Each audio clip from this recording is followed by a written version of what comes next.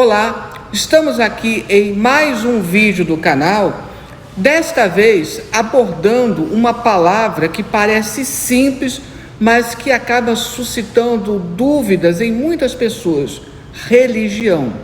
Aqui eu faço uma análise etimológica, analisando a origem da palavra, e eu juntei aqui um recorte de um vídeo da Escola Bíblica Dominical e outro durante um culto em que eu falei acerca de Atos 17, quando Paulo utiliza uma palavra grega que pode ser traduzida como supersticiosos ao invés de religiosos. Eu vou abordar isso durante o vídeo. Portanto, não deixe de se inscrever no canal, deixe o seu like, deixe também sugestões, comentários, dúvidas e não deixe de assistir o vídeo até o final.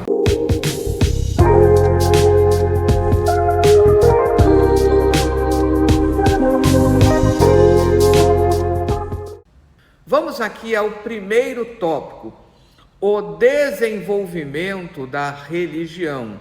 Diga-se de passagem, uma palavra que é muito mal compreendida, muito mal aplicada, mas vamos lá. A religião, latim religare, traz a ideia de religar algo que se rompeu.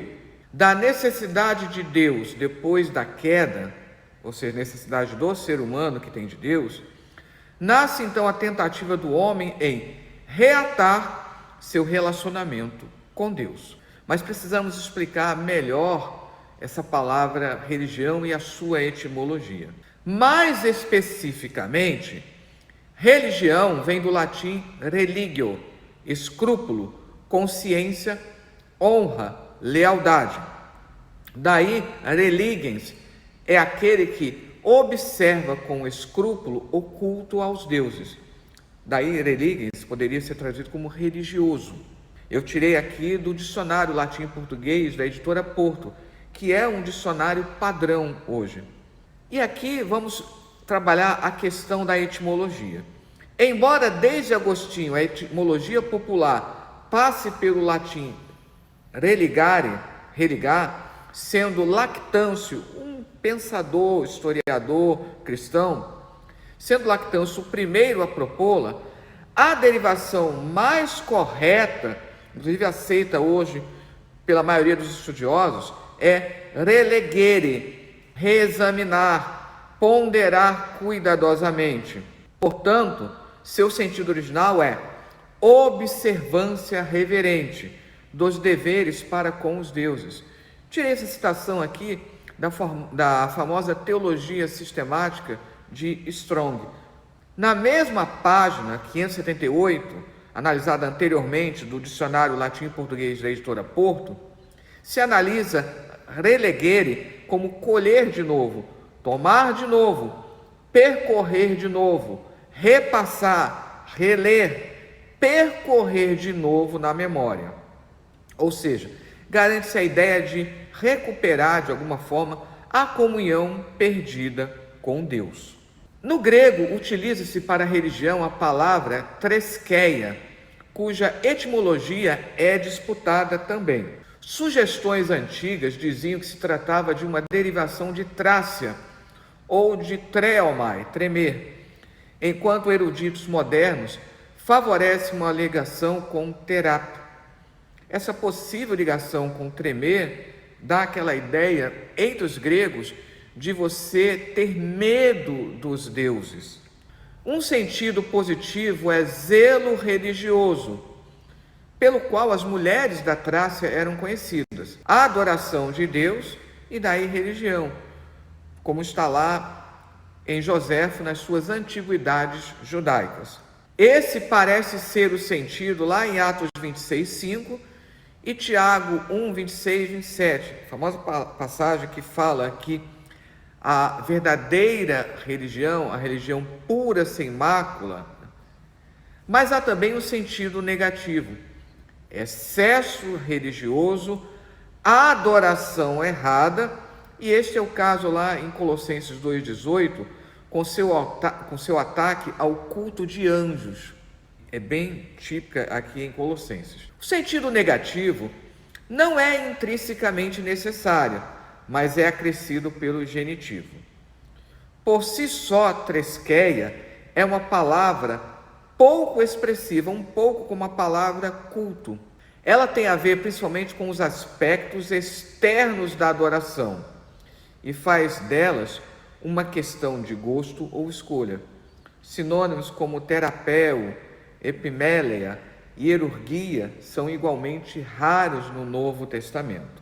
Sim, de expressões que denotam uma atitude religiosa para com Deus encontram pouco espaço no cristianismo do Novo Testamento, no sentido de que o aspecto externo ele é pouco valorizado, até porque os primeiros cristãos, depois que eles foram expulsos da sinagoga, eles não tinham um templo para adorar a Deus, eles se reuniam nas casas.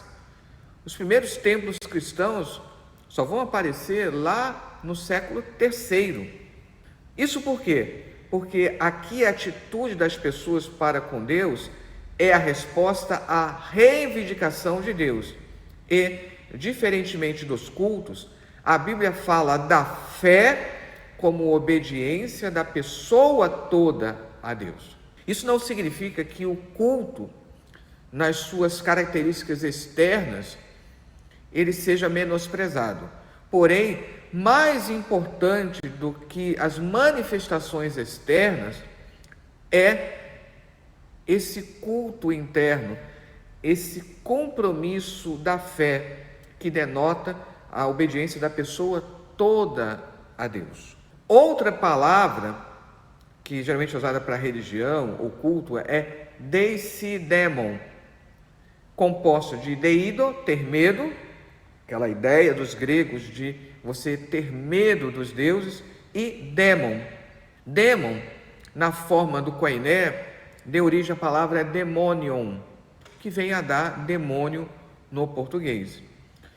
Mas a palavra démon, ela no grego clássico, ela tem o sentido de um ser sobrenatural, uma divindade secundária, em alguns momentos até mesmo na concepção grega, o espírito dos heróis do passado. Enfim, torna-se um termo para piedade, no caso desse démon, ou como religião, ou como temor excessivo dos deuses, temor no sentido de medo. Uma vez que no mundo grego, démon pode significar um poder sobrenatural, de forma generalizada, esta é uma boa expressão neutra para a religião, tendo esse sentido em Atos 25:19, no caso de Festus, e como adjetivo em Atos 17:22. Quando Paulo, ele fala, numa tradução que via os atenienses como extremamente religiosos, mas uma outra tradução até mais acurada, os via como extremamente supersticiosos. Atos dos Apóstolos, no capítulo 17, nos versículos 22 e 23. E estando Paulo no meio do Areópago, disse: varões atenienses, em tudo vos vejo um tanto supersticiosos, porque passando eu e vendo os vossos santuários, achei também um altar em que estava escrito: ao Deus desconhecido.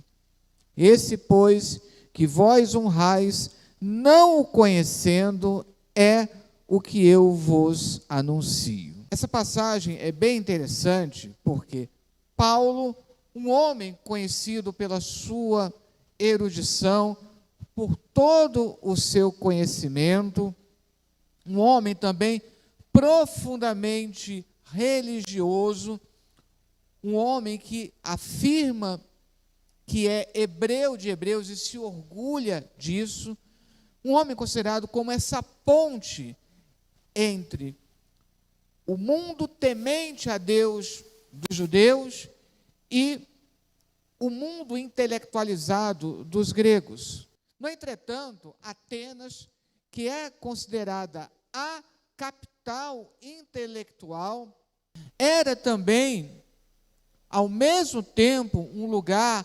aonde havia muitos templos, muitas imagens de deuses. E quando nós pesquisamos a história da filosofia, na Grécia, os filósofos alertavam sobre essa questão da religiosidade acabar sendo confundida com a superstição. Existem pessoas que, ao invés de honrar a Deus, elas têm medo e até mesmo pavor de Deus.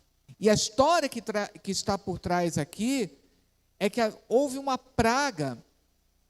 E então, uma pessoa disse: existe um Deus que vocês não conhecem, que vocês precisam honrar para que cesse essa praga. Mas qual é o nome dele? Qual é a forma dele? Eu não sei. Por conta disso, colocaram um pedestal vazio e escreveram apenas e tão somente ao Deus desconhecido. E o apóstolo Paulo aproveita para dizer: é esse que eu vos anuncio. Povo extremamente atento, que gostava, o Areópago era onde se reuniam para ouvir filósofos, ouvir pessoas falando. Eles gostavam de ouvir qualquer um que trouxesse um conhecimento, mas ao mesmo tempo um povo que era supersticioso. E o que isso tem a ver conosco? Nós corremos o risco de, em muitas situações, nós, ao invés de adorarmos a Deus na beleza da sua santidade, prestar um culto que seja um agradecimento, nós acabamos podendo ser supersticiosos com relação ao Deus verdadeiro. Não deixe sua Bíblia cair, porque vai te trazer. Deixe sempre a Bíblia aberta no Salmo 91. Não que seja errado você deixar a Bíblia aberta no Salmo 91. Porém, mais importante é eu saber o conteúdo e saber que o meu Redentor, ele vive e que há de vir a reinar sobre a terra. Saber que realmente aquele que se esconde, aquele que está no esconderijo do Altíssimo, ele pode ter uma confiança, que não sejamos supersticiosos, meramente religiosos, mas como o próprio Senhor Jesus explicou lá no Evangelho de João, que possamos ser verdadeiros adoradores, que adoram a Deus em espírito e em verdade. É interessante porque isso quer dizer que, infelizmente, pode haver pessoas que adoram não em verdade. Que nós possamos ser genuínos adoradores e não meramente religiosos ou supersticiosos. Que Deus abençoe.